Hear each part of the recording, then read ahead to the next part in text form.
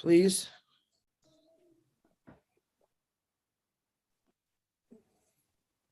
Thank you, Marty DeGarmo. Hey, guys, welcome to the first Obless brainstorming. We're going to continue these every Tuesday at 9 o'clock. Welcome. I can see that there's a lot of people in the Unpassive family and some new ones that just joined today. Very excited about that. Let me lay just a couple things down, what I'd like to talk about. I've heard many stories in the last year and a half about what you've done, helping people out, and that's beautiful. I love it. This is what it's not going to be about tonight. What we're looking for is solutions. We're looking for answers. We're looking how to manage Obless. I do have a special guest speaker on here tonight, and I will get that, but I'm going to, like I said, I want to get to everyone's hands that has an idea. That's what about. Basically, what I'm trying to do is I'm going to kind of make a little bit of board game out of this. My goal in mind is for have us to build a city, a virtual reality city, where in that city, we want to know what you have to offer that city to fight poverty, homelessness, everything that goes along with that. So in this city building, what I'm going to say, we're going to manage everything that we think needs to go in this city from all your help. No one's going to have a bad idea. Every idea is welcome. And we're going to document the stuff through the recording because Peter Shore is our notes guy and he's not here and I can't even read my own writing. So, but I will go over each recording and we'll go from there. But the whole goal here is to hear brand new ideas. Ash Mafara has said it many times, we're a unique company. Okay. We do things different, like nothing you've ever seen before. And that's what he's looking for. He did lay some of his own ideas, how he kind of wants to do it, like an automation. You know, we get one person to the front door and when they leave the back door, everything's all set. I would love for that to be true. So I thought, well, I know we're going to deal with, there's 1.6 billion people right now that have inadequate homes or no homes. It's really horrendous. They predict by 2050, and I'm looking at my notes, that's going to go up to 3 billion people. Okay. We need to stop that. And I believe Obless will, with everyone's dedication, hard work. There's people out there every day, all over the world, that need our help, that need Obless. We all need Obless. My main goal, one of my main goals is to get every single business that I can involved with Obless. All right. Every person in the world that I can, and you can, and let them know about Obless, what it's really going to do. The young lady that I have on here tonight is coming from a pretty big company with a lot of really cool ideas, and that's what we're looking for. Next, each week I'm going to have someone different on here telling us what they can help us with, what they can bring to the table for this city we're going to build. I'm looking for everything: education, mental health, healthcare. Let me give you just a quick idea, and then I'm going to start this up. I did some study in the last few days about root causes of poverty. And this is what I found. And there's a lot more. I know that. Lack of good jobs, lack of good education, warfare, conflicts, weather, climate change, social injustice, lack of food and water, lack of infrastructure. And that's something that we're going to talk about tonight. Lack of government support. I'm not a big fan of that one, but I believe we have Unpassive support. Lack of good health care. Absolutely. We're going to talk about that. High cost of everything. Example, I was talking to Julie Wen today. She was putting gas in her car and the gas was a little over $5 a gallon, California. To me, that's horrible, especially a person that doesn't make a lot of money to start, can't even afford to put gas in their car to get to work. Another thing Obless I think is going to help out. Low productivity, underutilized resources, big discussion. So in order to build this city, we're going to look at a map. And on this map, let's just say, well, we're going to start it in Michigan, but we can use this map that we're going to use for the city anywhere in the world. Okay, it's a blank slate. It doesn't have houses. It doesn't have electricity. It doesn't have water. Now it's up to us It's up to us to build this city where those three things are resources. So we got to look for resources. And the young lady that I'm going to bring on here in a couple of minutes, she's going to talk about infrastructure and what her company does. And remember, that's the goal. Everyone's going to get to talk on here, but I want to bring on some key people that actually are part of building homes anywhere in the world. You know, Ash Mafar talks about the 3D printing housing. Very cool. I believe this young lady will be talking about a whole different way of doing it. I loved it when I heard it from Mr. Jake, and I'm going to have him introduce her in a minute. To break it down from what I was talking with Jake is basically these homes can be built real simple, real fast. And when you're talking about 3D printing, which we're definitely going to use, I guarantee that, this is something where a company can send pretty much material just about anywhere in the world, and anyone could build these houses, and I'll let them break that down. So on that note, I want to welcome you all again. Please let Miss Feline, if I say it proper. Jake, you want to introduce her? And once Feline's done, we'll go into discussion about what you're going to contribute to the city that we're going to all build together. Thank you. Jake Fish, you want to unmute yourself?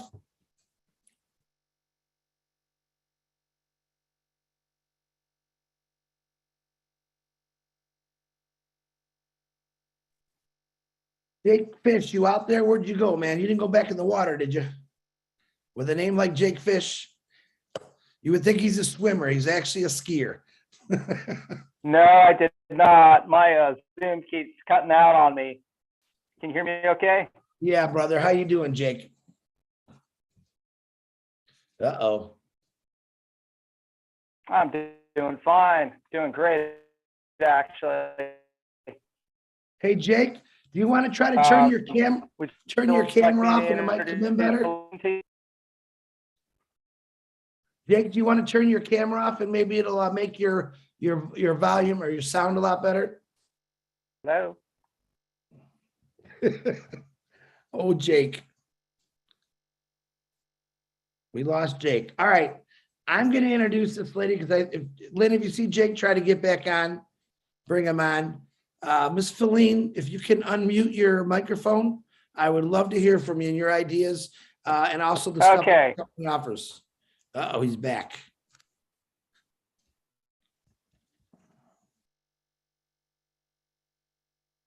Jake, did you come back? I got only half of it. Jake, I'm gonna go ahead and turn off your video, okay, Jake, so that your sound can go through. Julie. Yeah. Okay. Feline and I have known each other for about 10 years, working together with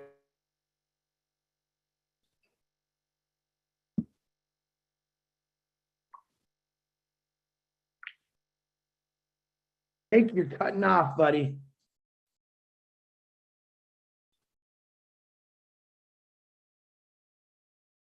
Feline, if you'd like to just unmute yourself, hopefully you have a good internet connection, and we'll get back to Jake.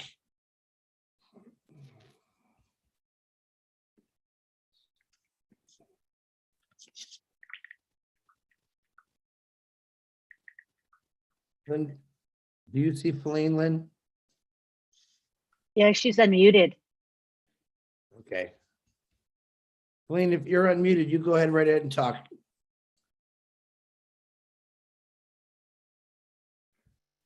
All right, this never goes as planned, does it? Okay, I'm back. I had to change locations and get closer to the router. Feline and I have known each other for about 10 years. We met when I was working with the Green Builders Institute. And Feline had a marvelous idea of doing agriculture, but in a controlled environment. And we were thinking, can you mega size that? I mean, like huge. And she said, of course we can.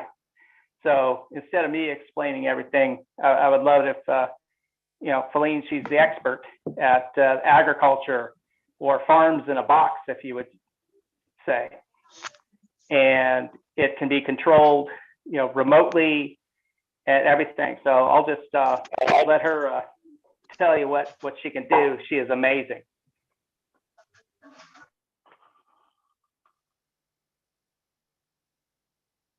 Thank you, Jake. I believe she's unmuted, but we're not hearing her.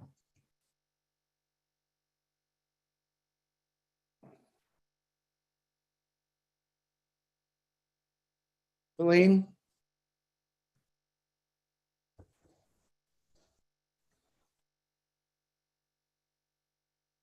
Hey, Jake, unmute yourself, buddy. Yeah, I'm unmuted. Hey, Jake, Feline is actually unmuted, but we're not hearing anything come out of her microphone. Let me send her a message. Okay. All right. While Jake is doing that, let's keep this going. Remember, every good deed we do never goes unnoticed. You know, on our last day, we can't take nothing with us. You don't see many hearse with a U-Haul behind them. And what's the best thing to do is leave a mark. Let people know what you did. Pass it on to your children and your children's children, and keep this going. I truly believe that will change the world. I know a lot of you do. I know a lot of you do this stuff already, which I'm very thankful for. And it's going to be, to me, and it's going to be the hardest job I ever took on, but the most rewarding. And I know that I want to do this 100%. And I know I have a lot of people in this Unpassive family that has contributed in many ways already to Oblast. They just don't really know it yet. By getting on a Zoom and letting us know how you feel. It's not necessarily always about the money, but it's about what you can do with the money. Remember, money can't solve problems. People are the problem solvers. Okay, you can give someone $1, but it doesn't really solve the problem. And that's what's happened in the last 100 years. Many foundations out there help many people out. And we still have this world hunger problem. So I think when I start studying it a little bit more, I understand why. A lot of it is because they don't have the funds. A lot of it, we have crooked foundations out there, and they make the other foundations look bad. We are never, promise yourself, we're never ever going to take advantage of Oblast. Oblast is going to be there for anyone that needs it 100% and 100% of the time. No matter wherever you have good, someone evil is going to come in and try to change it or do whatever they can for them. This isn't about any one of us. This is about all of us. And this is definitely about changing the world for the better. I've got many emails this week. I've called many people, talked to them about their ideas. Really good ideas. I'm hoping to hear some of those tonight. And I'm tap dancing here because Jake, how we doing? I sent her a direct message. I'm sure she can hear us. Yeah. I tell you what, Jake, why don't you try to call her, and if someone wants to raise their hand and tell me about an idea they have to help build this city, and it's called City of Angels, and we do have a mayor in this city. Okay, guess who that mayor is? Nope, it's not me. Nope, it's not anybody. The mayor is called Oblast, which represents everyone. Everyone's going to have a say. Everyone's going to be able to take action. There's not one person that's going to control one thing or the other. We're all going to agree, and we're going to conquer this. I believe so. William Norris, go ahead and unmute yourself, and let's hear what you got, buddy.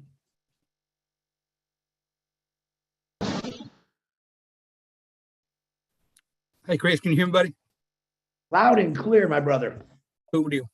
I started brainstorming about this thing whenever you mentioned it, and I think I have some things that we can all do personally. I know Oblast is going to be, the bigger picture here, but I also know that we can, boost this thing with personal efforts. And Ash is already setting that. He's already setting that pace on a regular basis. So I think in excess of the fundamentally group help locally and worldwide, I think we can do some things that'll make a difference. First thing we got to remember is OnPassive will monetarily sustain us to do what I'm talking about here. I think each member needs to take the personal, take it personal. We're a small local group. Take the responsibility to find at least one person, one at a time, or family at a time, and not only help them financially, but in any area that they need, help. I mean, there's a lot of things, like you said, a lot of things that need to be done that money's not going to do. Number one, we can put these people into on passive, even if we have to pay for the subscription. I mean, like I said, on passive is going to equip us to do this. So, I mean, we can put that person into on passive and, make sure that they have some income at some point. We can help with the residency. We can help with food, home maintenance, mortgages and rent, any of the personal things that people need. And most of the time, if you talk with a person a little bit, you'll find out reasonably quick where they're lacking and what they need. And the reason I know that is I'm doing that now. I have a family that, and I've been doing it for a couple of years now. I have a family that they need help, and I help them when I can. It's not something that they depend on, but it's something that I do on a regular basis. And it just, I see it makes a difference in their life. Another thing is, a lot of people need some educational help with computer or informational stuff, like things that has to be done with on passive. I mean, you got to know a certain amount about a computer to be able to do the account functions, understanding the products, moving funds, any kind of activity that you're going to actually do on a computer. And then there's, the health and medical field. I mean, there's always somebody needing some help in that department too. And you say, well, do we have the time to do this? Absolutely, we got time to do it. We can make time to do it. Get out of our comfort zone for a few minutes. Every member in On Passive can do this. And, once we move that person or that family into the light, so to speak, or have them on their feet, we find somebody else, find another family, find another person. And by doing this, we can actually accelerate what Oh Bless is set out to do, because we're going to be duplicating our efforts with these personal, assertions. On the Julie and Milo show on Saturday, at the end of the show, Milo sang a very fitting song for, On Passive and Oh Bless. And he sang, I Did It My Way. And that was about a legendary Frank Sinatra, who is, he's probably world known. So, we can do this thing. We can do it our way. And we can help On Passive, we can help with all kind of avenues. This thing will work. We just have to apply ourselves. Like I said, get out of that comfort zone, do things that we don't normally do. Or if we've been doing it, maybe just keep doing it. Because it'll make a difference. William? Yes, sir. That's all good. Let me ask you this question again. What is William Norris going to contribute to this city we're going to build to fight poverty? Tell me something that you want to do. What are you going to bring to the table for this city? Well, as I mentioned to you earlier on about what my capabilities are, and that still holds true. I mean, you have my resume, you see what I can do, and I'll be glad to help out in the housing part, the building, anything to do with the prep for it, because you got to pull permits, you got to deal with engineers, you got to deal with paperwork, and that's always a hassle. You got an environmental impact that you got to look out for. You have to do the paperwork, and I'm willing to do whatever it takes to make that happen. William, I appreciate that. Thank you very much. Well noted. I do have your credentials. Looking forward to build this wonderful city of angels with you, my brother. Thank you Thanks, very sir. much. Engineer Mike, go ahead, unmute yourself, please. Tell us what you got. What can you contribute to this wonderful city? Hello, good evening, everybody. Good evening, our leaders and everybody, leaders from all over the world. My name is Michael Ojong-Tambia. I'm a petroleum engineer. I'm a civil engineer. And I'm a Red Hat certified Linux system administrator. I've been working like for 21 years in the field. I started off with road construction. Then I went to the drilling rigs. I was a rig drilling engineer. Then I went on to be a completion engineer on the rigs. Then now I'm a Red Hat certified Linux system administrator, and I'm an instructor. I've been teaching Linux for more than 6 years. I am certified. So talking about that, in road construction, I did the road that leads in Houston. If you know about the Houston, we have the Houston Toll Road and the West Park Toll Road. I worked in the inspection of that road for construction materials. Then I went on to Africa, then came back here. So I know a lot of people will bring a lot. So talking about the construction, I will be on the field, the measurements, the diameters, the whatever we want to take, I will be on the field with my white hat to giving my support in that city physically. Then again, being a Red Hat certified Linux admin and a certified instructor, I would like the people who are displaced, the people who have displaced, and they will bring them down to that city. I will teach them Linux for free. Okay, I'll offer them Linux classes for free. Okay, so it is a 6 months course. Within that 6 months, I will tutor them, then build them their resumes, teach them how to build those resumes, and teach them interview preparations, then also teach them how to get a certification exam. If you type on your computer now or your phone, check Linux system administrator's job near me, you see how many you have. It starts between $85,000 and $120 for 1 year. That's what they can get. So I'm bringing these skills to teach them to get a career. Thank you very much, man, for giving me this opportunity, Chris. Thank you, Mike. I appreciate it, Engineer Mike. Great, that's great. Noted, Michael. Thank you very much. Looking forward to working forward you in this city. Abram, you'd like to unmute yourself, please? Tell us what you bring to this table. Yeah, good morning. Good morning, because it's after 2 already in Bamako in Mali. I'm in Mali in West Africa. Going straight to the point. First, I understand that I'm a dweller of that city. I know what are the difficulties we are encountering.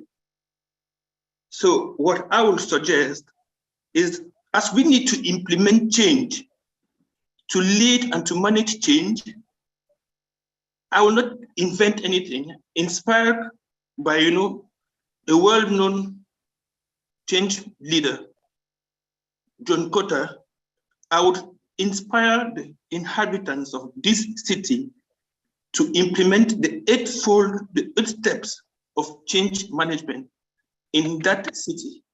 And what is this all about? One, there should be a sense of emergency. If I don't understand that it is urgent, it's important for me to change the situation, then I will not go for any change. Immediately I understand that there's need for change to be implemented. The second thing I will do is I will try to build a coalition, those with whom I want to change the situation. And there's a specific way of selecting those with whom we want to carry this change. From there, we develop a vision. What is our vision? How do we see Los Angeles, say in 5, 10, 15, or 20 years to come? And from there, we communicate our vision, both with the sectors with whom we want to carry on the change, or with all those who are not working necessarily in the sector, but may have a role to play. Immediately we have this internal and external communication. We try to identify what are the barriers, all those who will fight against us, who will not be satisfied that we are moving to this vision. And there are different forms of barriers. If we don't take care of barriers, our results will be very much mitigated. Immediately we identify the barriers, we give ourselves small, attainable targets, what we call small victories, things we can manage, things we can realize in a short range of time with the resources that we have. And immediately we have them, it will bring all those who are skeptical, those who don't believe in our vision, in our effort. It would make them understand that with some effort, some results can be attained. And immediately we attain those results, we need to compensate all those who contribute in attaining those results so that they should be satisfied, they should do more. And those who don't believe in what we want to do, they would understand that those who participate are compensated. And after compensating all those who play a role in attaining this result, what we should do now is try to institute, make sure that the new way of doing becomes a culture. So in a nutshell, Chris, I think through this, I would say this method, no matter the sector in which we want to bring the change, it can be agriculture, it can be energy, it can be health, it can be environmental issues, as you say. I think that this is a tool, well-structured tool, which we can use. Thank you very much. Thank you, Abraham. Well noted. Looking forward to working forward with you. Guys, so what we're here, let me get you back on track here. All right. So this city that we're building, the City of Angels, what we're building, we already know we talked to an engineer. We talked to a construction contractor. So we're looking at those two guys working together and maybe putting some roads and foundations in this city. Dr. Bill, you're next. Give me 1 second. So here's what I'm looking for. And it's hard to explain it. Ask Mafar said, if you could push a button to end poverty, what would you do? Okay. Let's get those ideas. Mental health, depression. Why is someone homeless? How did they get there? Education, working as teams. We're not going to be able to put every person through the same door and walk them out the back door. Okay. We're going to need multiple facilities for every different addiction, mental health, depression, all the things that come with poverty. All right. Some of you people in here, I know you have skills, educators, teaching people how to build things, teaching young children, educating young children how to survive, how to grow food, many, many things. Dr. Bill, I know you're in the medical field and I'm dying to hear what you got to say, Dr. Bill. You go right ahead. All right. Thank you, Chris. Excellent effort tonight. Glad to see all my friends around the world here. I have a bit of an expertise in the medical field, so I thought I would stick to that tonight.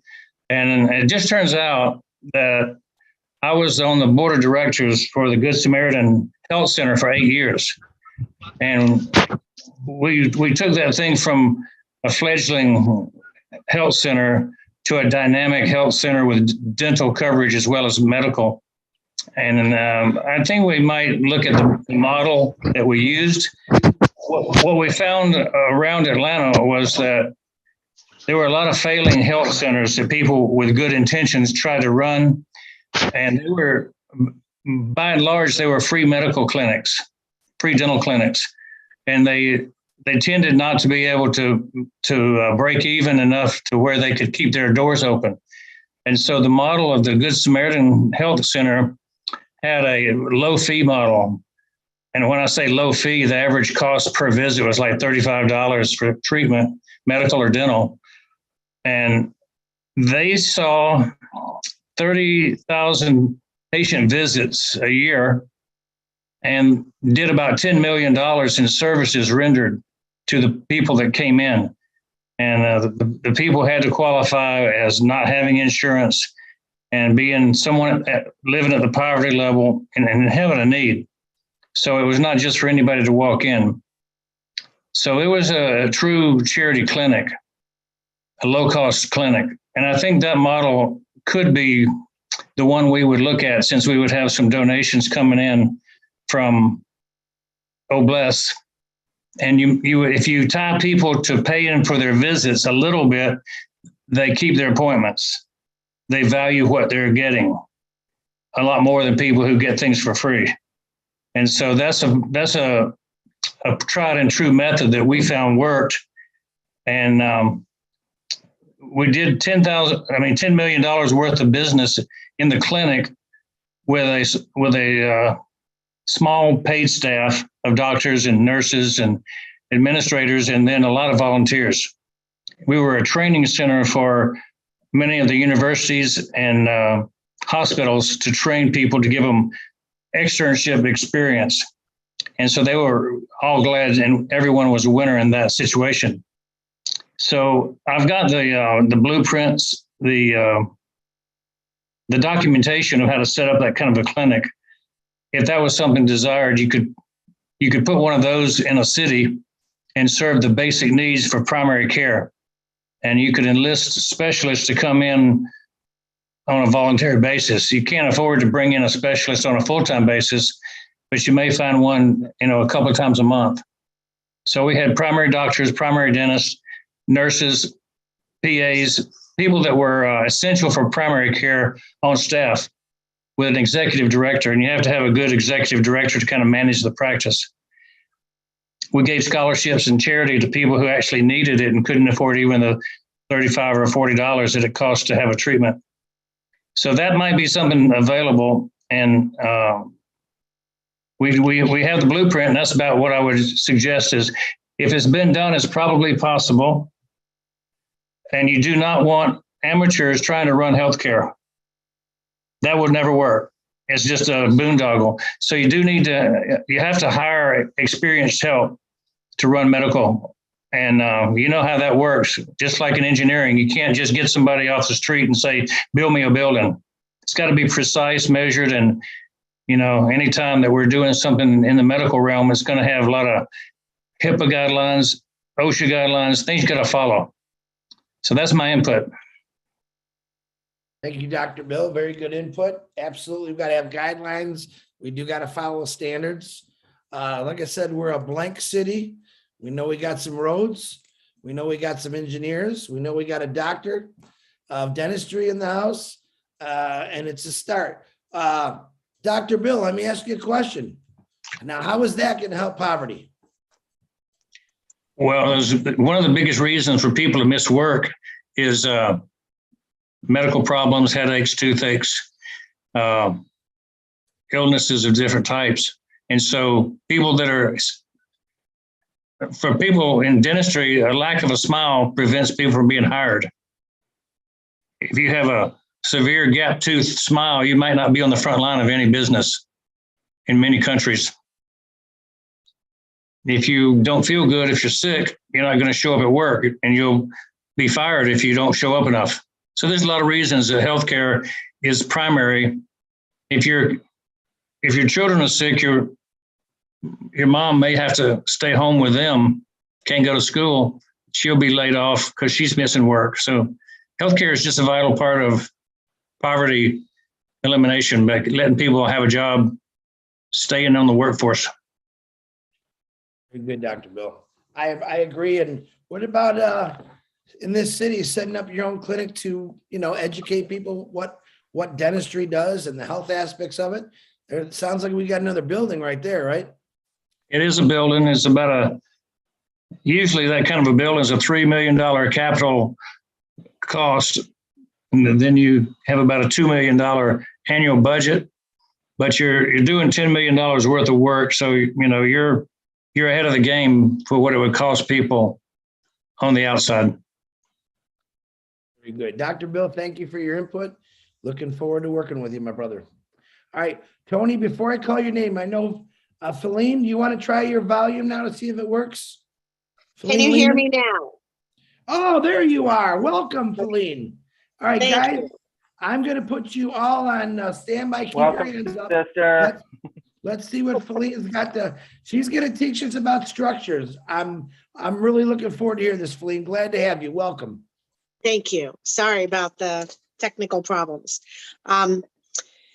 So my name is Feline Lehman. I originally was a real estate agent in Florida back in 91, went to work for a real estate developer in Palm Beach County, built 11 hotels with him, some apartment complexes, tough trees, golf courses, just different types of buildings. So I got into real estate development, and when he died in 08, I was diagnosed with breast cancer in 09, and I started looking into phytonutrients and getting healed by food. And I had nothing else to do because I was bald, and I was losing my real estate career, and I lost my real estate developer and all the investment money to continue building. So that's when I met Jake Fish and his brother with Green Builders International, because I was developing and looking for somebody to help me build ponic pods, which are grow rooms that can be mobile or stationary. That developed into very large buildings eventually. So cutting to what I've been doing lately is 55,000 square foot buildings and up mostly. So we put all the systems for all the water, data, all the systems that's needed to grow food in a building. And I've also have experience with tiny homes and building the smaller ones, because through that industry, I've met a lot of manufacturers that are already building tiny homes. So we can have them shipped in like kits. I don't know if they're flat packs, and I don't know if Jake's explained it to everybody, but they can be shipped and assembled on site. And I'd like to see in the future having them made all around where we're going to be having the building, so we can build mobile manufacturing units too, to put them together on site.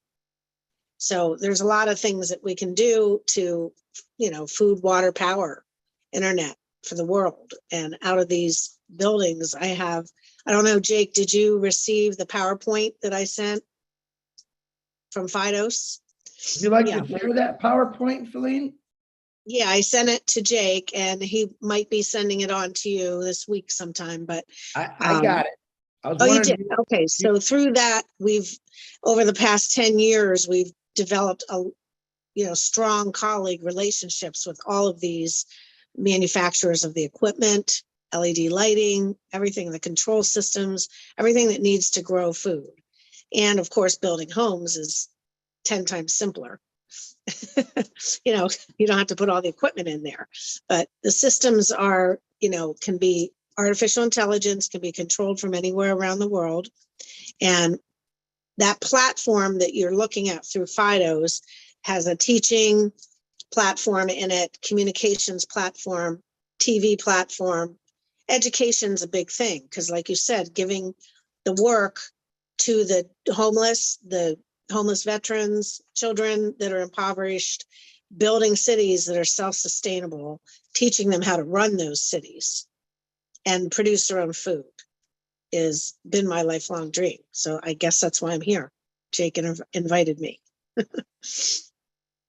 What is the in your line of business, let's say the tiny homes, what's the hour timage to actually get one of those built in a let's just say the United States? How many of those can you build in a 2-week span, let's say?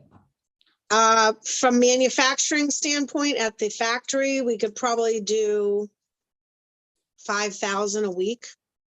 Wow. So, Now that's just the farming box. Now a tiny home, putting all the SIPS panels together, maybe a little longer than that in a week. But yeah, once you ramp up manufacturing, it doesn't take long for them to spit out, because it's like a 3D printer. They have the blueprints and the designs. You put it in and it gets produced right at the factory, packed on a flat pack and delivered to the site to be assembled. I think Jake told me it's also like color coded, that pretty much anyone could put one of these together when they receive the material. Well, I mean, we can make it that way. Usually I have installers do my panel systems, because we're doing very large buildings and it has to be license permitted licensed GCs, licensed electricians, licensed plumbers, of course. So, and it has to go by the municipality we're building in. So I've never really done a cookie cutter, but that's easy enough to do with these manufacturing plants that we have relationships with. They just have to have enough business to shut down a line to manufacture. Well, we got a whole world to fix. You can ramp up anything to produce as much as we want. Some of our panel manufacturers produce millions of linear feet a day. Wow. So, that's not really the issue. The money is always the issue, finding the investment backing. That seems to be, I've been involved in a lot of projects for homeless veterans, for the poor. A lot of people have great ideas, but you really have to find the money to start it off. Absolutely. Anything can be done though. Anything can be done, as many tiny homes as we need. We do have, even Jake's brother had master plans of communities already done that we still have the blueprints for, and the layout, the site plans. But I have architects, and I'm sure on your team, you have architects that can put the thoughts down on paper and architectural design and design the city. And then I get the square footage and get quotes on it. And then we pull the money together to get it started, deposits, and for people that need to start working on it. So you're telling me that a lot of projects cannot be finished or even started because of funding? Yes. Wow. I've had a lot of good intentions. Like Jake knows a lot of my ex-clients that I've worked with for years, and they've always been told they're going to get the money, they're going to get the financing, and then the investors back out.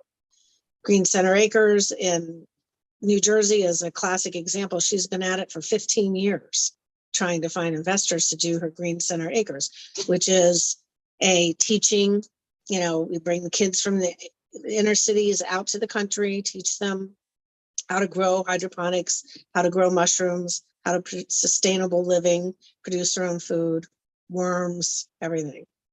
So it's been hard to find the money for those things because they're not producing revenue, and investors want return on their investment, ROIs. So unless there's a big return for these investors, it's been hard to find them to produce food, especially for the poor.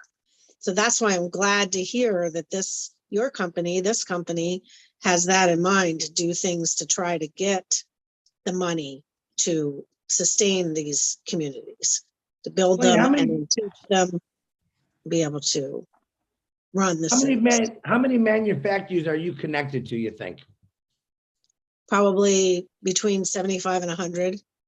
And do you work all over the world or just strictly America? I've had a lot of clients from the Mideast, and I haven't built in any of them yet, but I have some people that are putting projects together for over there. Yeah. Some investors, connections that I've made through, they've come to me because of my United States patent. And the United States patent proclaims that you cannot buy or sell anything that's produced in my ponic pods in or out of the United States. So you can't take food you produce in overseas and bring it into the United States because you're impending on the patent. But it's only a United States patent, but it is a great idea. And these smart farms can be controlled from anywhere in the world. And that's the future. These smart farms and sustainable living communities like Babcock Ranch down here in Florida, it's the largest solar city planned community in the world. And they're just starting it. They're in phase 1 now. It's amazing. You can look it up, babcockranch.com. So you're basically, you're a pretty green company, correct? Yeah, everything's sustainable, green, recycled, everything we use, no wood, very little concrete, only for the foundation and floors. But Jake's brother found some good solutions on even flooring that can surpass concrete in strength. We have companies like that. Again, if it's in the budget, we can build anything. I can pull anybody together to do whatever we want. Jake had mentioned to me that you actually build fiber fiberglass shells? Well, they're structurally insulated panels. They can be fiberglass skins with an EPS foam or polystyrene or polyethylene foam core. And those panels are made in a factory and then put together like a tongue and groove on site. So they are like a puzzle piece and they go That's- together on site. Yeah, So- but so they're basically- engineered. Everything has to be engineered that's over my Ponic pod size, which is a shipping container size. I have those engineered to go out as mobile units. I even can put them on chassis. I ship them all over from California to Arizona to Texas. So we're looking, number one, you hit everything on the head as far as what we definitely need to build our city to help the homeless. That's really what this started with, as the CEO of our company was talking about, let's get rid of homelessness. Many people have talked about the tiny homes or containers. The fiberglass panels is new. Well, I think Jake was giving me some information on the phone. He said something like a 3,000 square foot shell, just a shell of a home, maybe shelter for someone that just lost their entire home or the city from a bad storm. Absolutely. One of Jake's connections colleagues from the past, up in Indiana, he's been contacted by FEMA and produces those for disaster areas. So yeah, that's one of our manufacturers. What's that the we time are- it takes to build like a shelter? So let's just say 3,000 square feet. Well, that's the manufacturer I was talking about that can put out like 5,000 of those shells a week. Wow. Yeah, Well, you he know can, what? if he gets an order from the government, he can produce like 5,000 a week. So you're basically my go-to lady when the disaster happens, or even for homelessness, we find acres and you can put up, 5,000 or 6,000 tiny homes in a pretty quick process. And all Yeah. you got to do is have the funds, correct? That's right. If you have the money and you have the architects working on those designs and get them engineered and stamped, once they get to my factories, my manufacturers, they can be produced pretty quickly. Wonderful. Oh, Now, yeah. you guys hear this? This is what I'm talking about. Now, I got lucky with this young lady through Jake Fish, who called me the other day. This is the kind of stuff that we need to help fix homelessness. Also structures for maybe Dr. Bill's $3 million building. Okay. Sounds like we could find better ways. There's better ways out there, unique ways. There's millions of ideas running through people's heads right now. I understand that. Feline, number one, I'm extremely excited that you came on and were able to get on the camera. Hey, I Chris, look- can I ask a question? real Go quick? right ahead, Marty. Filance, is that how you say your name? Feline, Feline, Feline, I Yeah. got a question. It's very important to me. Where Yes. where do you keep your cape? my cape? Yeah, you gotta be Wonder Woman. I mean, my Oh, gosh. that- I thought That you were was- gonna call me a witch. No, there's other people here for that. No, fantastic. I mean, what you said, you've got the whole ecosystem right there. I mean, it's mind Yeah, blowing. we worked And hard. I think because I'm on passive, the finance will not be an issue. We won't have the red tape. It will be, people want to donate. I mean, even if we all put in $1, that's $1 million right now. So you figure 10, 15, I mean, yeah, you blew me away. I mean, I'm Yeah, leaving. it's I'm always gonna shut been- down.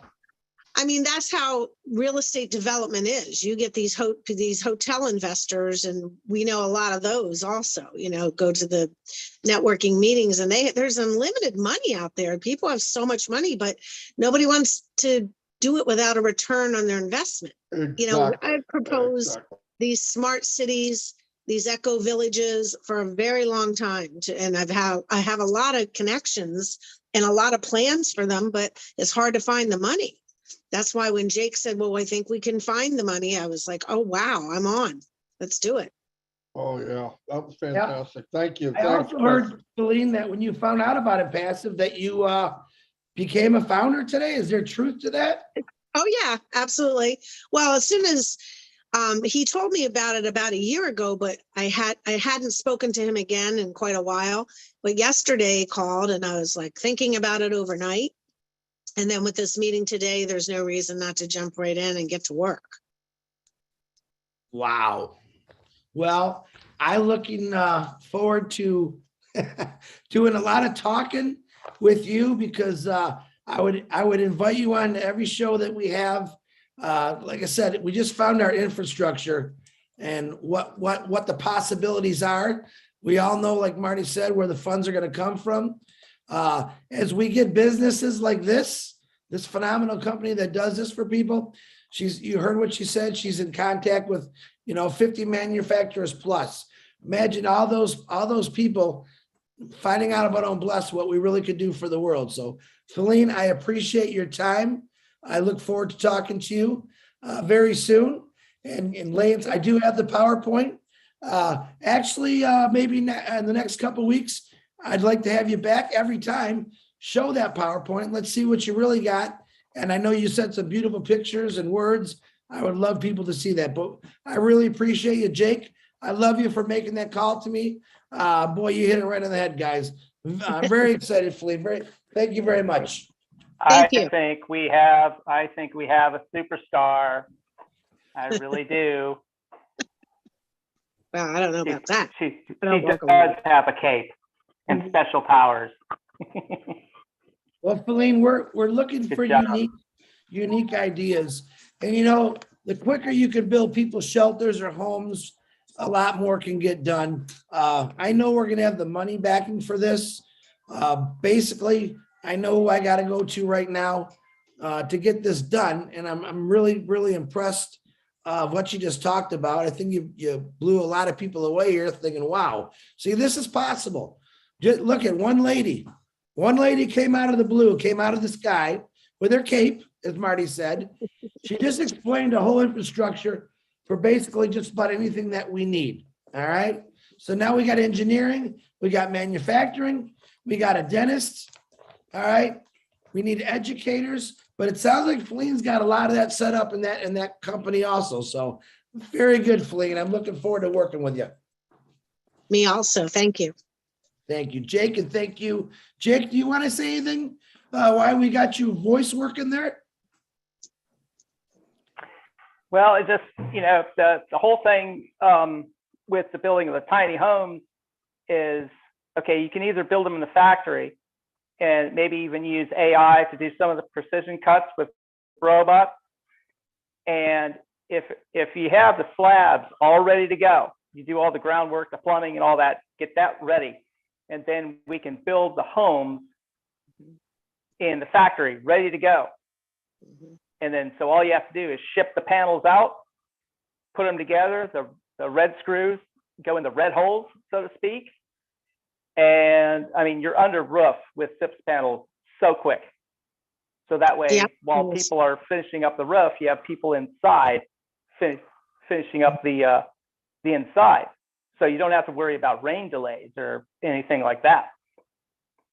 Wonderful. Jake, Well, I can You can have also, on some of the larger buildings, I can have a brochure, a PowerPoint ahead. sent with different models for all the different tiny homes, because there's several different styles, inside the different layouts and stuff. So I can have that sent to you for your next meeting. right.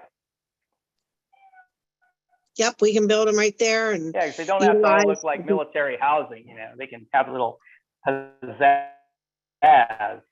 yeah, We're going to let Jake make the curtains. Hey, I appreciate you both.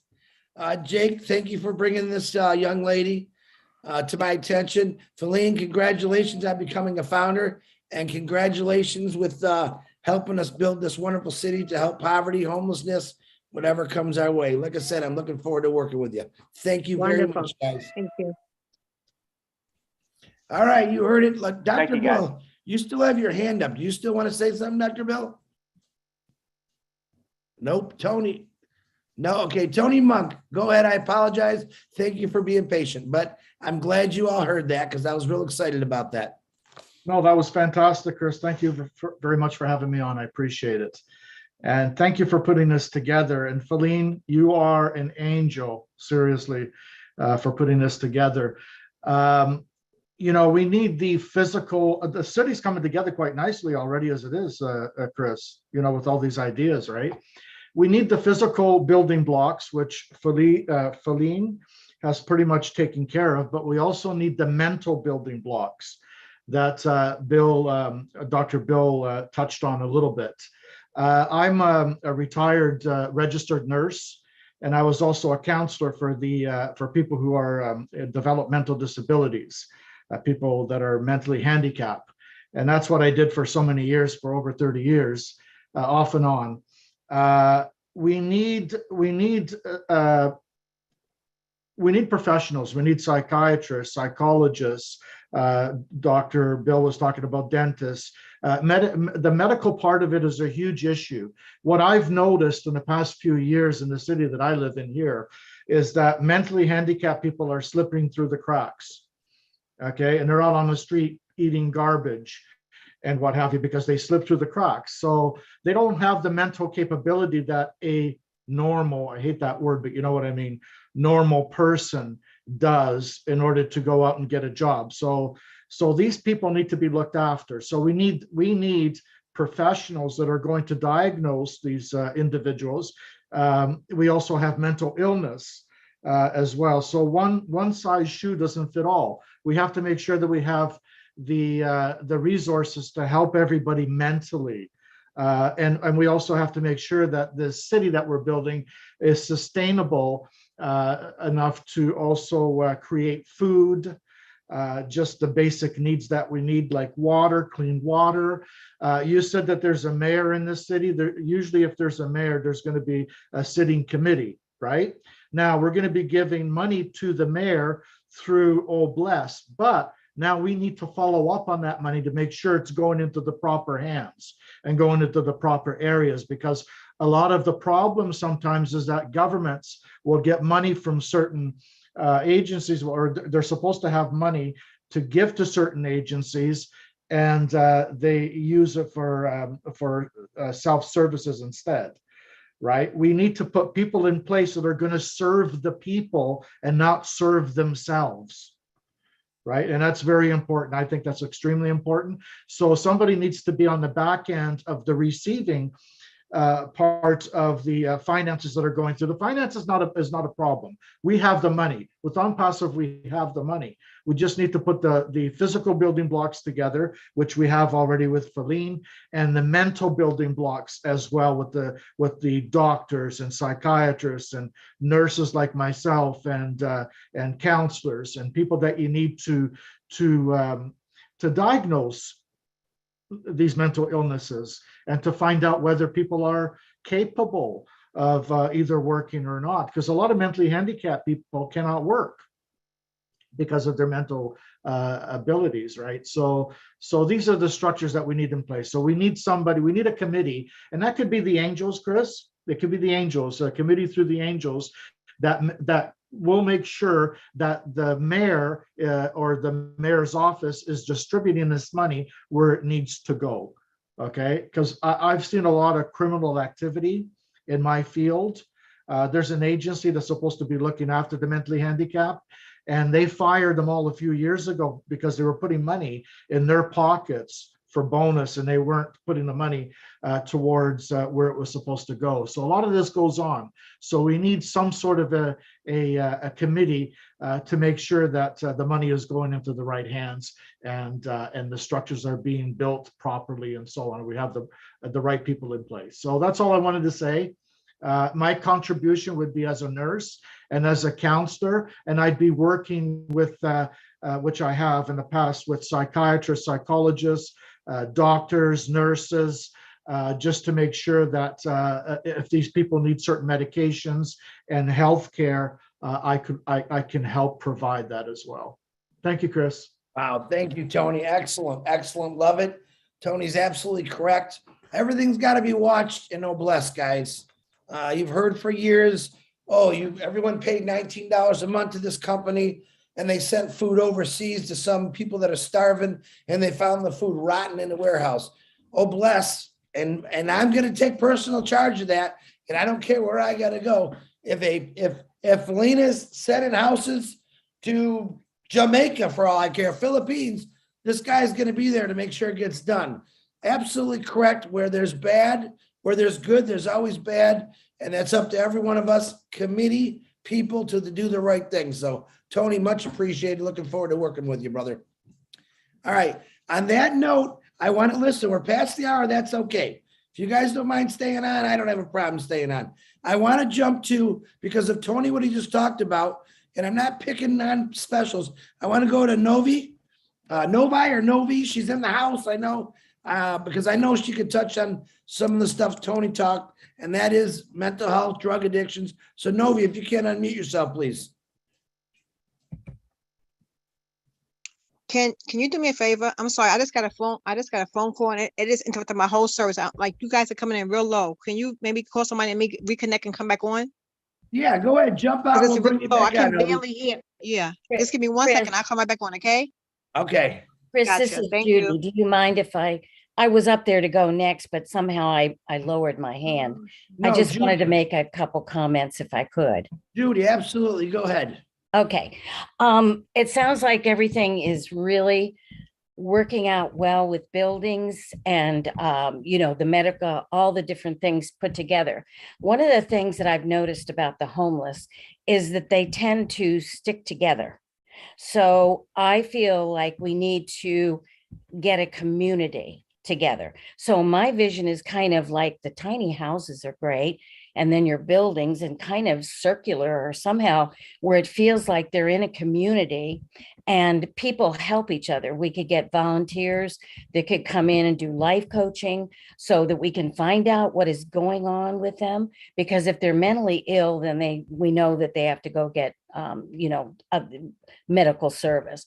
But if they're just people that are down on their luck, or people that have been abused when they were young, or all of the different issues, if you bring them into a community where they feel like they're loved and cared for, and then you teach them how to sew, to do crafts, to do automotive, to do technical kind of things, that gives them something that gives them a purpose.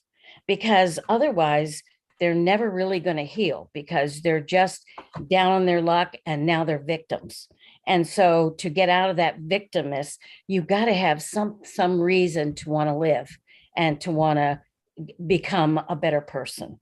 So I'm thinking I would love to volunteer, to get volunteers together to do these different things in the community, and even the growing their food, everything, to where they're involved and they're with their friends that they will become friends with.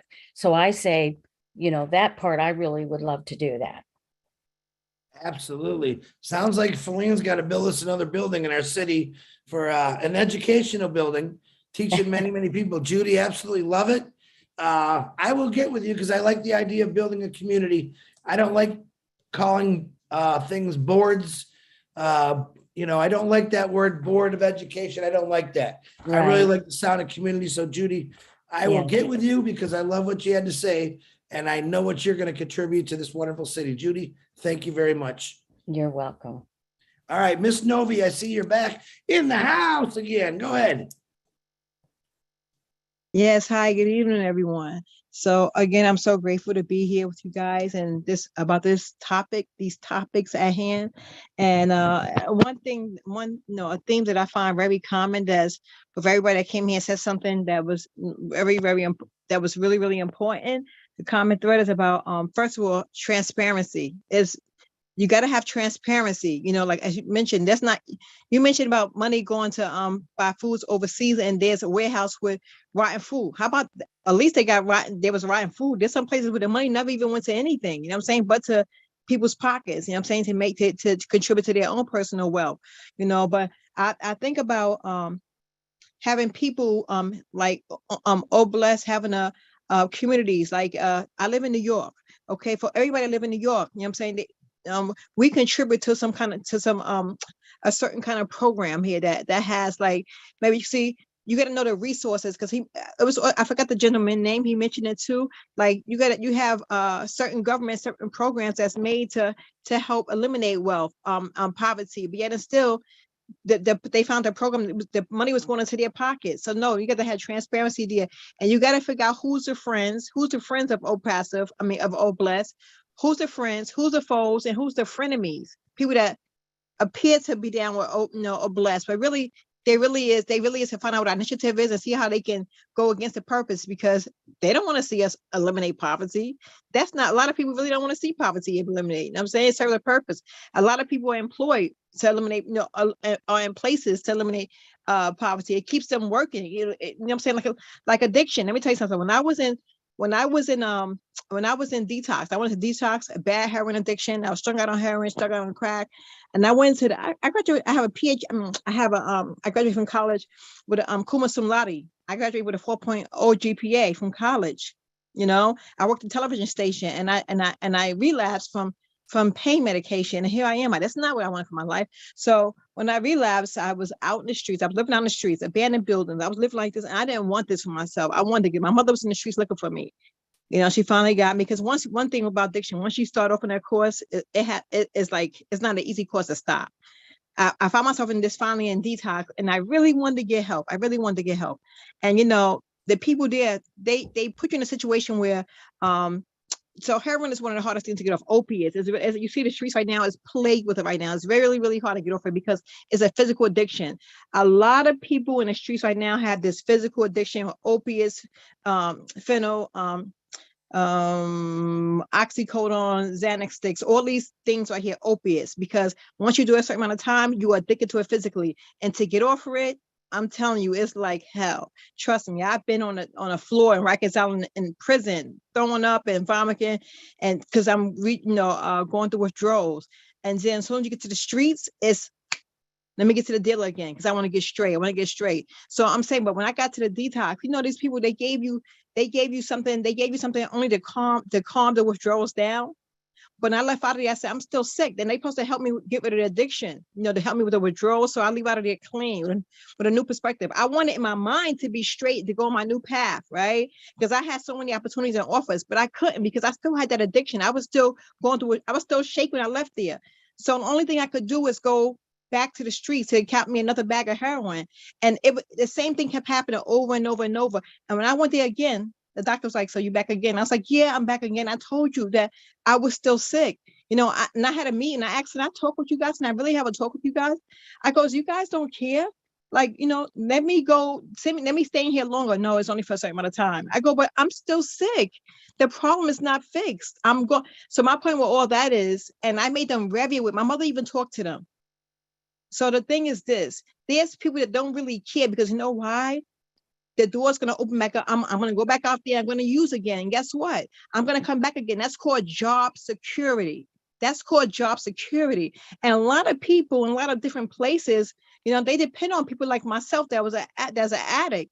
They depend on people, you know, with jails, going back to jail. They put people in a lot of positions where they come out of jail. They're supposed to have programs for people that were formerly incarcerated. A lot of those programs don't work. I've been to those programs too. They don't work. But I'm a person, I have drive and determination. I'm not. So whatever I do, I speak from my heart. You know what I'm saying? So I always say what comes from the heart goes to the heart. And I've helped a lot of people in the streets to get themselves in a better position. You know what I'm saying? So when you're talking about helping people get up from poverty, you got to have people that's vested in here. Okay? That really care about people, because people have heard it before from other people. They got people that go around New York City in a train station to get people. That's a new initiative, Eric Adams, to get people off the trains. Taking them where? To inside a center and stuff where they're gonna be treated like dirt, because most people don't want to smell them, they don't want to see them, they don't want to talk to them. People need to be assessed. What is their mental problem? Not everybody's gonna go into the same place. Assess what people are mentally. Assess what people are, you know, emotionally, physically. There's so many different needs that need to be met. And if they're gonna do this, we're gonna have to have a program in place to assess people mentally, the emotional problems, the physical problems. Where do they need to go at? Where do we need to start this person off at? And I really suggest that we have mentors, like real mentors that really, really care. So there's going to have certain components. They have to really, really think about structure in this, different structures of this thing right here. It's not going to one thing that's going to solve it all with this. You have to have several components and the social workers and all that. But you got to have people on the ground. I mentioned something about angels. You got to have people on the ground that really, really care and go, no. I know. There's been people before, but this is different. This is like nothing you've ever heard. Okay, and you got to have people on the ground that's tried and tested. I'd be glad to interview people like myself to help get people to the streets, that like people like myself to talk to people on the streets that, show them, no, this is different. Come on, we got you. We got you. And those tiny houses, those tiny house programs, they work, but it has to be incentives too to help people see, no, you're going to have to put some work in here now. You know what I'm saying? We're going to invest in you, but we need you also to invest in you. And sometimes some people, they so gone mentally, they can't even interpret that. So we got to get people their help together first here. We got to get them right here. You know what I'm saying? People, yeah, I'm sorry, I'm talking too much, right? No. You're hired. Oh. All right. Sounds like you know who to look for. You've lived it. I'm thank God every day to see people like you that went through something like that and actually openly talk about it. You're the kind of person that I want, because you've already lived that life. You knew how to change your life. And I really believe you have the ability to change other people's lives. So Novi, looking forward to working with you. I appreciate you, what you just told us. And I'm happy for you. I really am. Thank you. You're welcome. Okay. Jane Helms, you want to unmute yourself, please? Hi there, everybody. Howdy. Wow, has this been incredible? And you've hit on, let me see if I can get my video started here. Sorry about that. Anyway, you've hit on just about everything I made notes on. I mean, this is just great. And I love this. I mean, the tiny houses, the 3D houses, everything. I was married to a contractor for 30 years, so we had a company. So I have 30 years of construction. My actual background, though, is in psychology. And then I was a headmistress for a school for children for learning disabilities. So I have a real heart for that. Plus, I have a lot of family members who are veterans too. And I know what, sometimes the veterans go through also. So, I mean, this is hitting on everything. And Novi just hit on some things that I think are just incredible. Dr. Bill did. If we can utilize our strengths, and there's so many talented people here. I'm just blown away by all these talented people. And it's like, we need to take, hold of that, take hold of our strengths, say, here's what someone's good at, and put them in that slot so that they can help other people.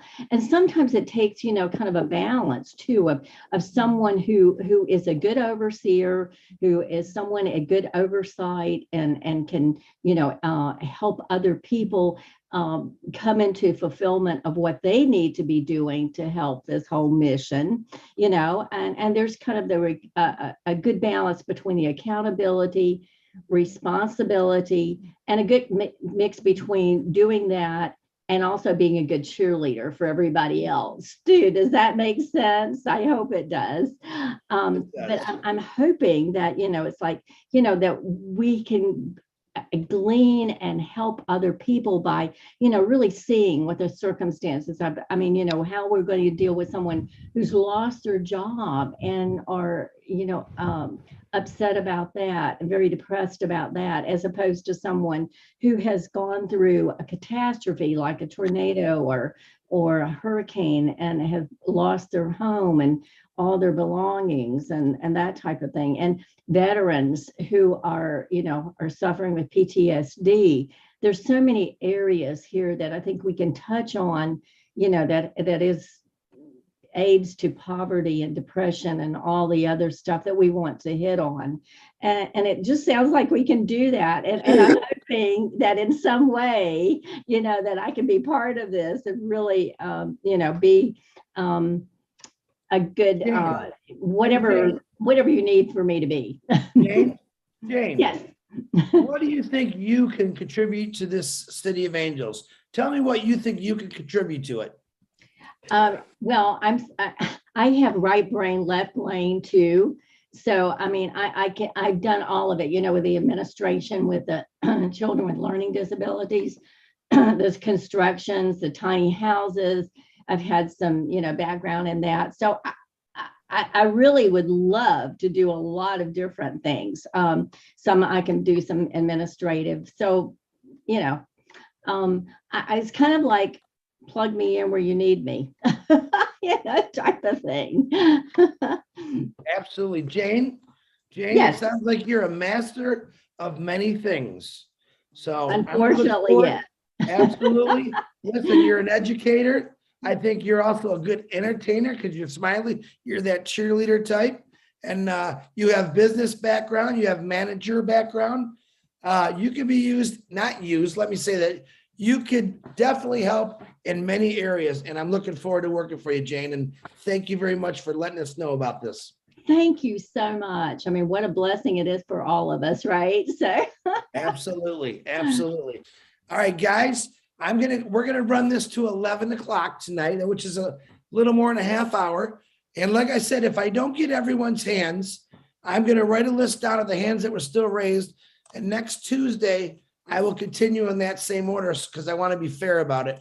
But I'm trying to get to everyone, try to keep it, you know, if you can get everything out in 4 or 5 minutes would be great because I really want to get to some people. After Gladys, I'm going to do Gladys, Della, and then I'm going to jump down to Tina because I talked to Tina quite a long time on the phone and I want you to hear what she's got to say. But Gladys, please unmute yourself. So very nice to see you.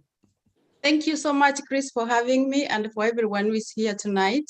This is an important topic.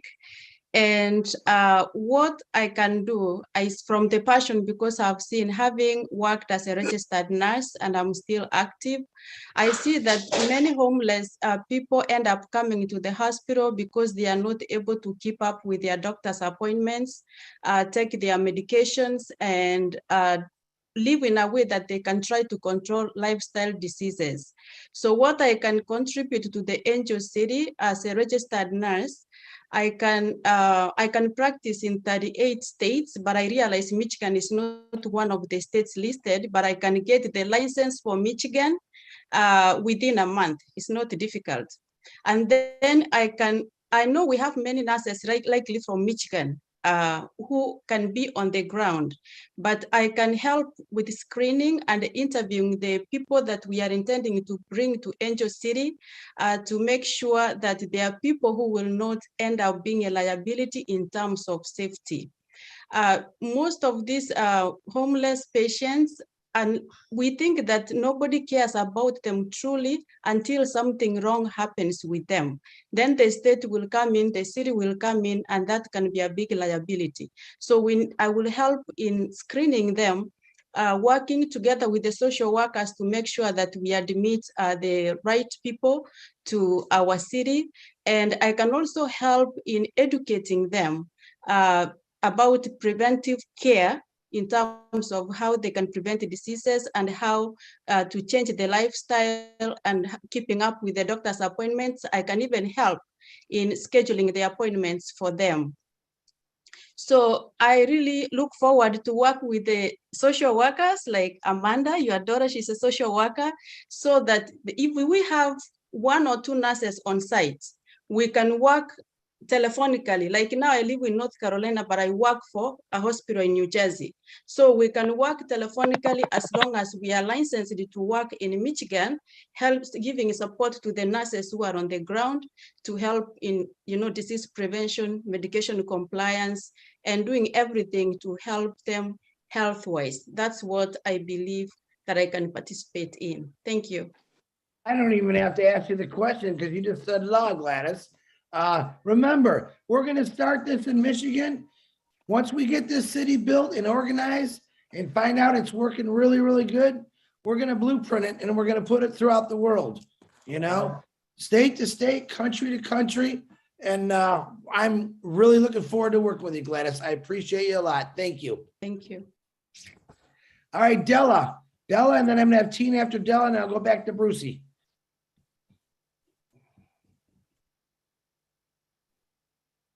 Well, Captain CJ, I hope I'll be hard tonight. Good evening, everyone. Thank you. Can you hear me? Oh, Della, we can hear you. You've been asking me that question for 9 months. I can always hear you. Go ahead. Because my laptop is sometimes, when I have videos. So my contribution is for the children. This is really me. Children is my passion, kids, so I can educate them. I am a zone therapist. At the same time, I graduated biology in the University of Civil Doctors in the Philippines. And I've been being with kids since my life, since I was a teenager and until I got married. And I serve the youth in my community, in our church, and in our Brotherhood of Christian Businessmen and Professionals, the rich children. And we have this group, and I have this ability to teach the children because the children are very innocent, and whatever you offer them love naturally, they'll listen to you and they get your energy. It's just the way I serve them. And before I have this unpassive, I already have a founder, my best friend, with a 10, more or less 10 hectares that we plan to harvest, but we didn't have resources. But right now we planted fruits and vegetables in our country. And so if I can do that, I will tell her, because she's not active. I am even managing her account. But it is what we plan for that 10 hectares, more or less, for that. So passive really is a blessing to me, Chris. So I would like to volunteer, of course, all my life until I die to teach zone therapies. For 30 years, I've been doing that. The ancient, do you know that, foot reflex? And I'm doing that here in the United States too, but I closed it because of the pandemic. So I have that ability. I'm a very natural person. I don't take medicine. So this is the only thing that I do for people, prevention of sickness. It's not for healing, but prevention. And thank God I'm successful on this. So I hope I can serve this in my own way. Thank you. Absolutely, Della. Thank you very much. Definitely need people working with children. There's a lot of kids that don't have parents, or maybe they do and they're just not around. We need some good moral support for them. And when I say moral support, I mean really moral support. When it comes to that situation with children, I believe we got to let these kids know that, hey, we care. We got to show people we care. We can't treat people disrespectful. And kids see that at a very young age. And sometimes they learn it from even their parents, and they take that the rest of their life. So educating children, especially in a poor situation or a poverty situation, is a must. You show someone love, especially a child, they're going to grow faster than anyone in the world. So Della, thank you. Looking forward to working for you. Thank you for your kind words. Thank you very much. Tina, Bruce, be a gentleman. Tina, I want to hear what you have to say, because I know we've talked the last couple nights, Tina. And then I'm going to go to Polly Cherry. Is Polly on here? I know she's got a big thing. And then I'm going to go back in the order again. So Tina, Polly, then we'll go to Mary, Bruce, and then Bruce. Go ahead, Tina. Hello, good morning, good evening, good afternoon, good night, everyone from all over the world. On the beautiful Pacifians here, we're all blessed, aren't we? I do not have any of those certifications like nursing or doctors or anything. I'm just a blessed lady who wants to see beautiful things happen in the world. I'm usually get very excited because I am the rah-rah kind of person that Chris is looking for. I've been an entertainer, I've been this thing, but I am a certified life coach and career coach. When Chris spoke to me and told me, look, you got a 10-acre land. What would you put in it. So I'm not gonna this thing, but I'm gonna read what I shared with him. Feline, definitely fiberglass buildings. We're talking about cluster homes, but here in Singapore, we're very land scarce, so our buildings go up. And what I envision is a condominium style that we have here in Singapore, or the community that our public housing has put in place as well. So the houses go up. It is a community where we have things that are going around within the community. I'll just read, like I said, I just read what I have written to see. We're looking at hydroponics and sustainability for food, the land for agriculture and animal farm, solar panels to run and generate clean energy, and also the water system for the community. And it can be on top of, if it's a cluster home, the panels can be on top of the homes. If it's an apartment building, it can also be on the rooftop, because if you have a few blocks of the apartment buildings, you can use the rooftops for the panels. And in between the floors, you can actually have, for community activity, you can actually have what Feline was said, I can't remember who said that, with regards to smart farms. You can have a level of smart farms where the community can come in and do those farming as well. Schools definitely part of the infrastructure, but more importantly, the schools must have the programs in it. Novi, I love what you said. People have got to understand people in poverty, especially those who have been in poverty for generations. There's something that goes on and helping. So the school programs have got to put in sustainability for the future as well. Promoting sustainability through outreach to the community for awareness, common community facilities within that condominium, that area. You got to have gymnasium, sports, rehabilitation, for rehabilitation and also for recreation. At the same time, the programs I was looking at are skills training and development for employment and for entrepreneurship. Create career fairs for the people who need jobs, collaborate with corporates under the community social responsibility projects, where the corporates can give scholarships or taking the students for internship for future employment. The volunteers, definitely volunteers in all of the areas. Psychology, pediatrics, gerontology, everything that a person, but most importantly, life coaches and career coaches who can help them pathway and help with the self-healing and self-development in that area. Also, in terms of people who are incarcerated, we can do what we can do is we have programs for skills training, get them to do something so that they can have the self-worth and get themselves assimilated to the society as someone who can contribute back.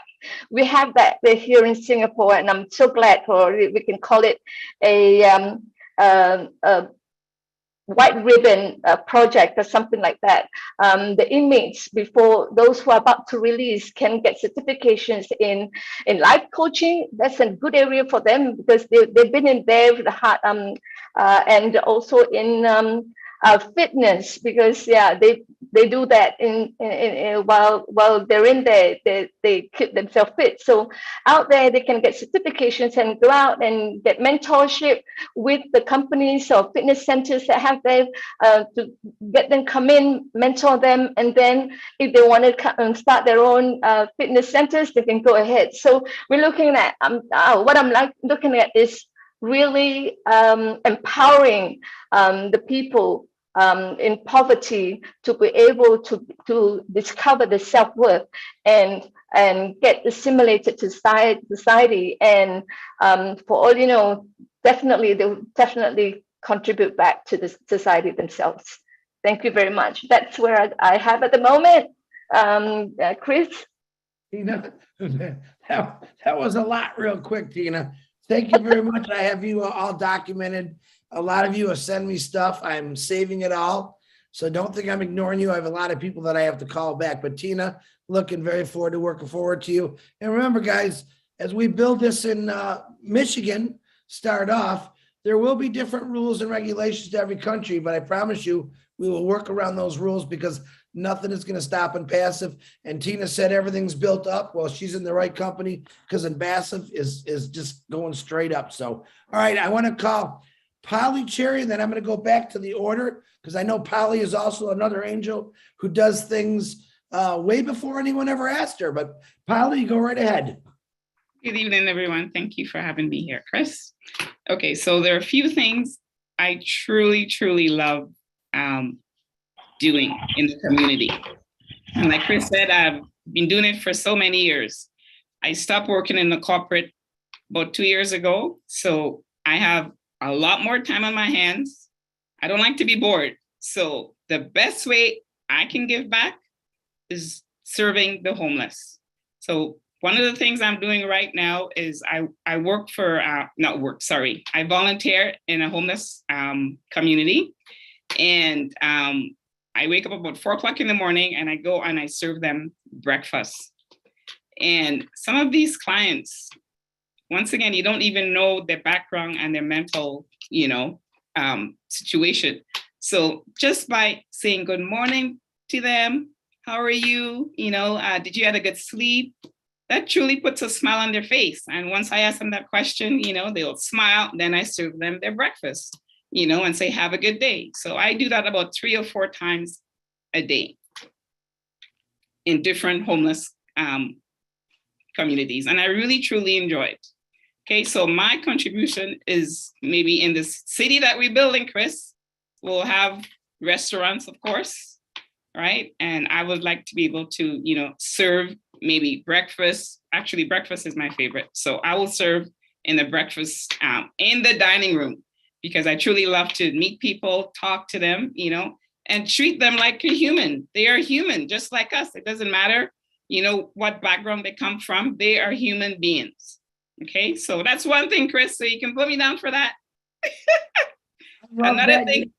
Go ahead, Polly, hold on. Before you say that, you made an excellent point that a lot of people don't see. In this city, everyone's going to feel normal, even when they don't think they are. So a lot of love has got to go into this.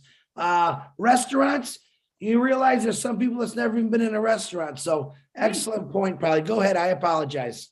It's okay, no problem. And another thing, I love fashion. So we also need a fashion department or a clothing department, right? So I would like to be one of the person that, when they come into the department, Chris, service them, find out, what they like and dress them up, so like a little, well, I was going to say like a Barbie doll, but scratch that, you know what I mean?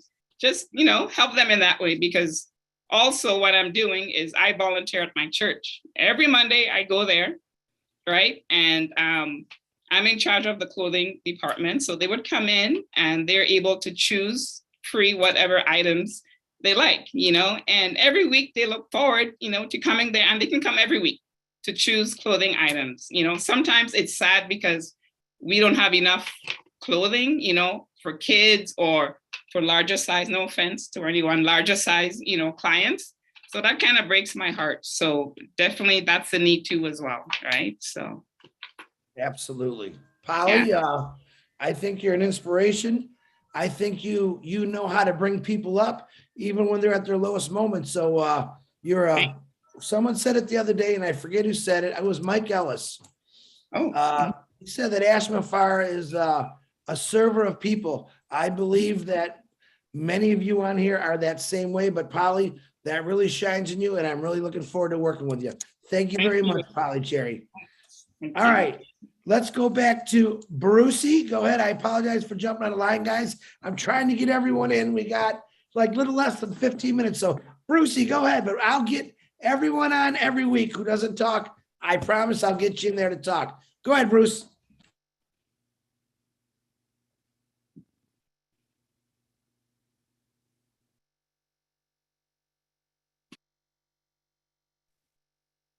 Brucey, you haven't, Bruce, you want me to come back to you, Bruce? Wave your hand if you want me to come back to you.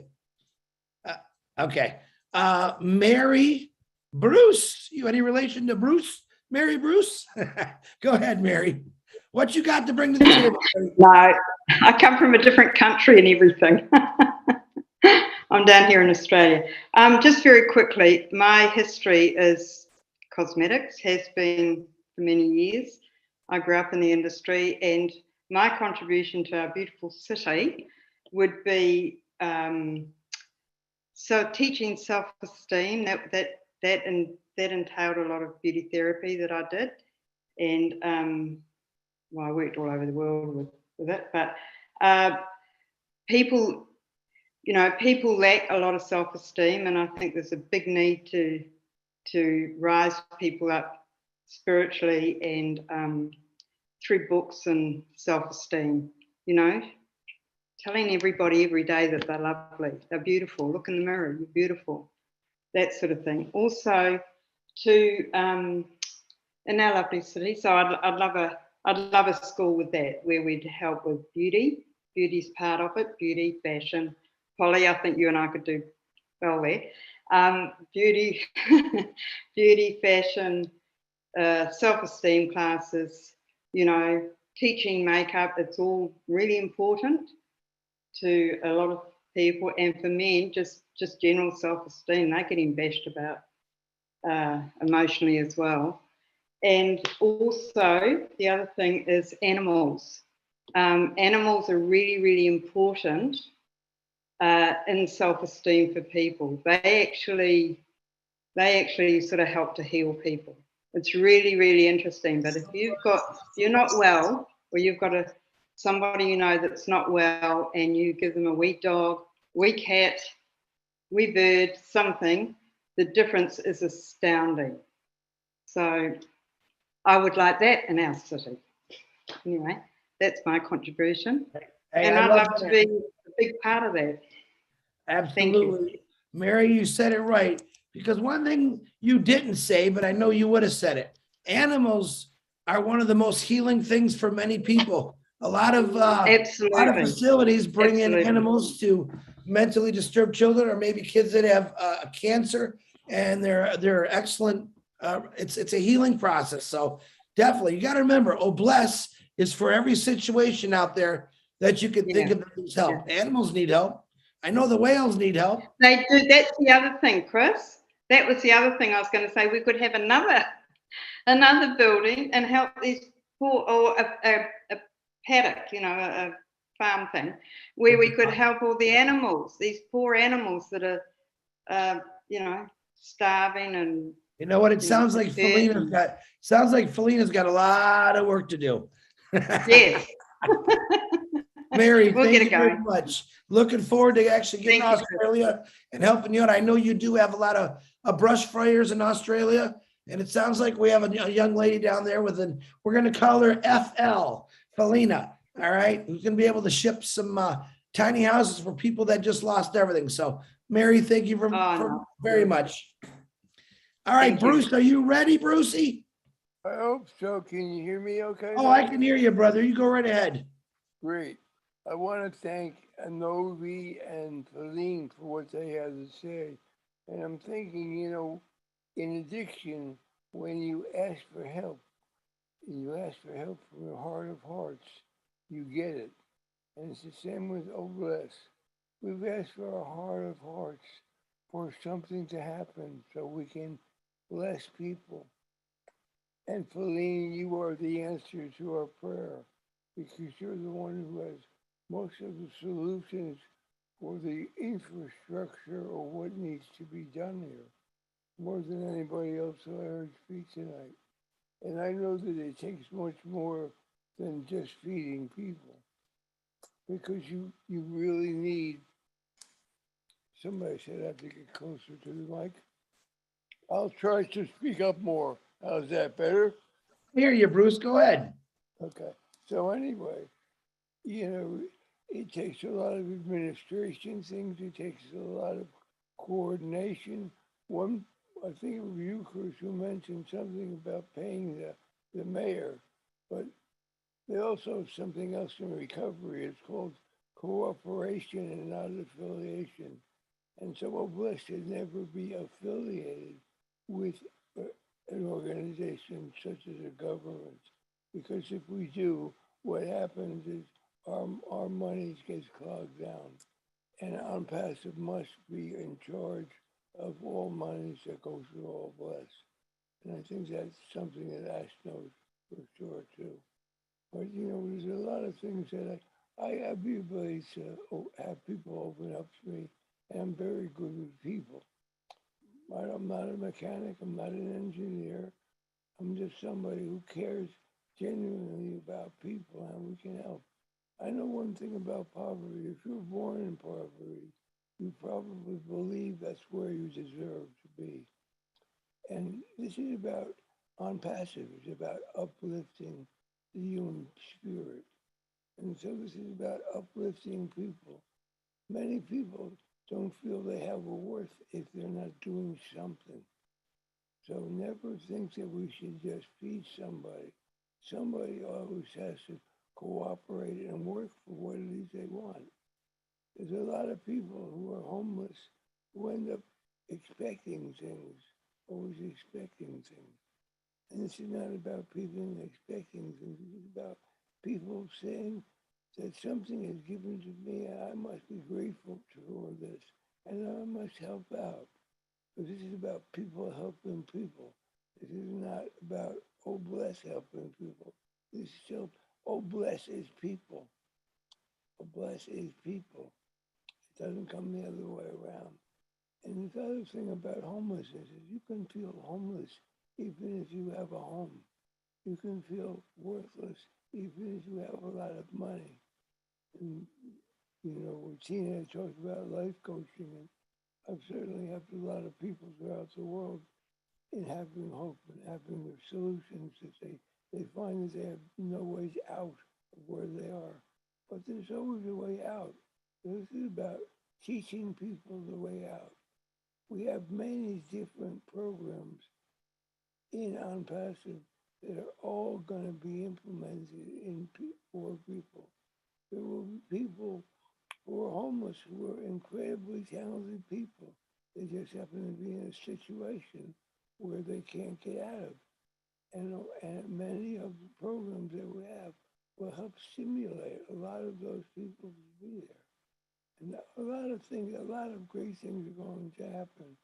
And it always takes, you know, I see one building that has many functions. It can be divisions of it. It can be many, many different things. It doesn't matter what I think. What matters is what the experts think. Because I'm basically stupid when it comes to how to make. I can't do plumbing. I can't do electricity. I can't do any of those things. I need an expert for that. Dr. Bill had talked about, you know, a lot of the health things and the dentistry and all that. And all that has to be taken care of. There isn't a single thing that does not need to be taken care of. There is a saying that always says, if you don't have your health, you don't have anything. Well, that health includes your mental health, your physical health, your emotional health, and your spiritual health. And those are the things we uplift here in OnPassive. So however this is going to work, we're going to do great. We don't have to worry about, well, I'm going to do this, I'm going to do that. Everybody has to listen to what it is their heart tells them to do for the good of humanity when it comes to OnPassive and OnPassive. So Absolutely. I wouldn't know I should shut up because there's a lot of people who should not hear. Thank you for letting me circle. I hope I was clear and to the point. You were good, Brucey. Thank you. Listen, you're definitely going to be one of those people at the front door. because you're an excellent person. You got a big heart. And definitely right around December 25th, I got a real good job for you. You got to wear a red suit though with that beard. All right, Bruce. Thank you. Okay, we got a couple minutes left. I'm going to let 2 more people talk, but don't no one leave yet. I want to take a picture of all the hands that are up so I have a running order for next week. So Sylvia, very patiently, thank you for waiting, guys. I apologize, but you're a lot of good stuff. Sylvia, go ahead. Say what you got. What are you going to contribute, Sylvia? I know what you got. Tell us. Okay, Chris, you just got me. Thank you so very much. This is a great webinar with a lot of inspiration and motivational thought. And I'm going to quote Bond who said that ending poverty is not about, helping the people. It's about, creating the community, a great community. So through Obless, I'm pretty sure that we're going to do it. I'm looking at the human being like, on his holistic approach, meaning what we need to look at the man like a whole. We need a physiological aspect, psychosocial, emotional. So Obless will help us, give us already the tools, to come up with the physical need, the basic needs, which are shelter, food, and so on. Now, as a registered nurse, my contribution will be to look at the psychosocial aspect, because we have a lot of people stressing out there because maybe mental issue, or maybe they don't know about themselves, they don't know what to do, who to see, and so on. So that is going to be one of the points that I'm looking forward to work with you, with the Angel, Chris. So, as a nurse, the main part is teaching and educating. I would love to teach and educate, providing support to the needed, make them aware of the state of health, because many don't know where to address the problem. So I'll be eager to listen to them, to work with the team, the collaborative team, like, social worker, case manager, and, everybody, so we can come up together and help a human being, on his entire health issue. So that is going to be one of my main focus, not the least. Of course, we have a lot of work to do, but I will be willing to help in that point, the healthcare and teaching, educating, working with social worker, collaborating. Thank you so very much to end there. Thank you, Chris. Sylvia, thank you. Definitely looking forward to working for you with all your talents. You're going to be a big help in just about everything we do in this city. So looking forward. All right, we're going to do one more. Rob, I apologize, but remember, I'm keeping to my word. I got pictures of all the hands up. I'm going to let Rob will be the last one. And guys, I really didn't think there'd be this many hands up, but I'm not going to say I'm mad about it. I'm loving it. So I promise next week it'll start with Musharraf Hussain. So Rob Gorman, you go right ahead, and you're the last speaker for the night. And thank you. Okay, it's my honor to speak to everybody. I have 45 years of logistics experience and expertise. That's what I bring to the table. I'm going to help OnPassive in our virtual world and then our real world move everything, whether it be food, water, people, small houses, big houses, whatever you got, we can get it moved. I can negotiate contracts. I can make sure that trucks, trailers are where they need to be. And I'd love to have that opportunity someday as we go. I think without logistics, nothing's going to happen. So we need to have money, and then the logistics, and then good things are going to happen for everybody that needs it. Rob, you're hired. Well, being retired, thank you. I need a job. Yeah, you look awfully familiar to me. You want to tell everybody who you are? Rob Gorman, and I'm lucky enough to be married to Miss Lynn Nakamoto. I thought that was you. Rob, it's me. I'm definitely looking forward to working with you. I had the honor of talking to you on the phone last week when we had our situation, and you helped out big time, and I know what you can do. And I'm excited to meet all of you, but Rob, we're gonna have a cup of coffee someday and have a really good talk about all this. I appreciate you. Okay, guys. Thank you. I only was supposed to do an hour. We did 2 hours. I want to apologize to all the people that still have their hands. I have your picture. Okay. It's late. I know some people have to go to work tomorrow. I appreciate every one of you. Next week, 9 o'clock, we'll be doing the same thing. I'm going to ask you this.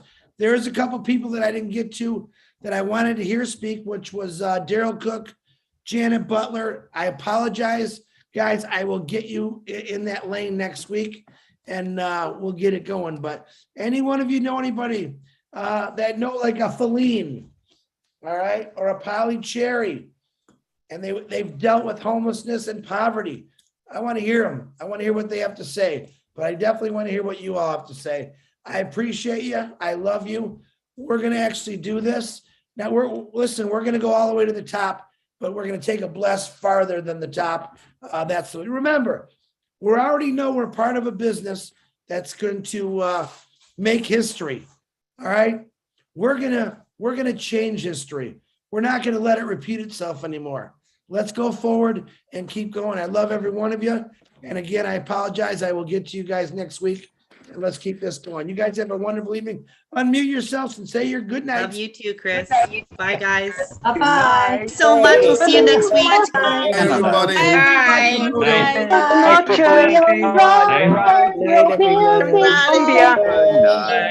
from Houston, Texas. Canada. Good night, everybody.